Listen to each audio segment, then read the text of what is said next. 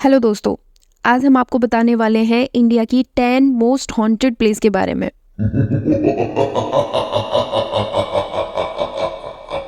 Number 1, India की most haunted place की list में भानगढ़ के किले का नाम सबसे ऊपर आता है।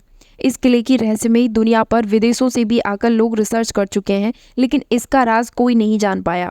कहा जाता है कि पुराने जमाने में एक तांत्रिक ने इस महल पर काला जादू कर दिया था और तब से भानगढ़ का किला भूतिया का किला हो गया। सूर्यास्त के बाद इस किले में लोगों का प्रवेश वर्जित है।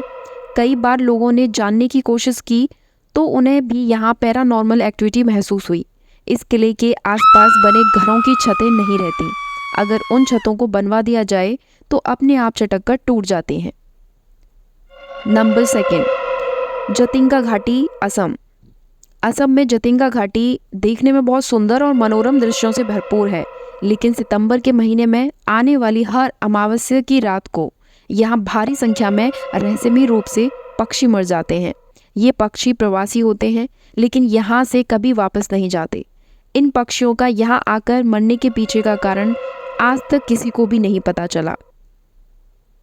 3, Ramoji film city, Hyderabad. Ramoji film city के बारे में तो सब जानते हैं, लेकिन अब तक लोगों को यहाँ पर होने वाली शूटिंग्स के बारे में ही पता था। क्या आप जानते हैं कि रामोजी फिल्म सिटी भी भूतिया है?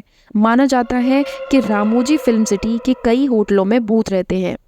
यहाँ के स्थानीय लोगों का मानना है कि फिल्म सिटी निज़ाम सुल्तान की धरती पर बना है, जहाँ कई प्रकार की सजा देने वाली गतिविधियाँ हुई थी। यहाँ कई बार लोगों को विचित्र छाया, उंगलियों के निशान और दरवाजों के अपने आप खुले बंद होने की आवाज़ें आती हैं। Number 4, GP block, Meerut. Meerut स्थित जीपी ब्लॉक को भी मोस्ट हॉन्टेड प्लेस माना जाता है। कहा जाता है कि यहाँ पर एक औरत लाल साड़ी पहने लोगों को नजर आती है। ये औरत यहाँ जीपी ब्लॉक के एक घर से निकलती है। इसके अलावा लोगों ने यहाँ पर 4 पुरुषों को मोमबत्ती की रोशनी में बैठे हुए भी देखा है। इस जगह पर लोग दिन में भी आने से डरते हैं। नंबर 5, अग्रसेन की बावली।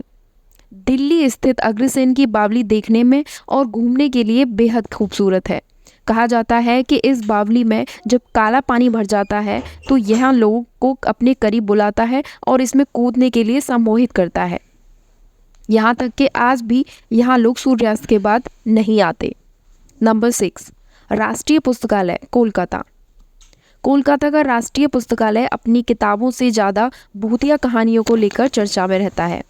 यहाँ काम करने वाले गार्ड बताते हैं कि रात के समय इस पुस्तकालय में कई रहस्यमयी घटनाएं होती हैं। कहा जाता है कि जिन मजदूरों की मौत यहाँ पुस्तकालय में हुई थी, उनके भूत इसी पुस्तकालय में रहते हैं। काफ़ी समय पहले एक छात्र इस पुस्तकालय में गया और फिर वहाँ से कभी वापस नहीं आया। कई लोग कहते हैं कि सुबह जब लाइब्रेरी खोलिए तो हर दिन काफ़ी पेपर और सामान बिखरा हुआ पड़ा रहता है। नंबर 7, सनीरवाड़ा किला, पुणे। महाराष्ट्र के पुणे में स्थित ये किला राज्य का सबसे बड़ा किला है। इस किले की दीवारें रहस्यमयों से भरी हुई हैं। ऐसा कहा जाता है कि इस किले में एक युवा राजकुमार को उसके ही रिश्तेदारों ने दीवारों के अंदर पटक कर मार डाला था। तब से आज तक उस राजकुमार की आत्मा वहां भटकती है। खासकर हर पूर्णिमा की रात को राजकुमार की आत्मा अपनी मौत का बदला लेने यहाँ आती है। अन्य दिनों में भी सूर्यास्त के बाद इस किले में लोगों का आना वर्जित रहता है। नंबर 8, डुमस तट, गुजरात। गुजरात के सूरत में स्थित डुमस तट देखने में बहुत खूबसूरत है, लेकिन ये जगह भी कई डरावनी कहानियों में भरपूर है। कहा जाता है कि इस तट पर सालों पहले लाशों को जलाया जाता था, जिसकी वजह से यहाँ कई आत्माएं आज भी भटकती हैं। इस तट पर कई लोगों को फुसफुसाहट की आवाज़ आती है, लेकिन आपके पास कोई नहीं होता। इसके अलावा रात में ये तट लोगों को सम्मोहित कर अपने पास बुलाता है। यहाँ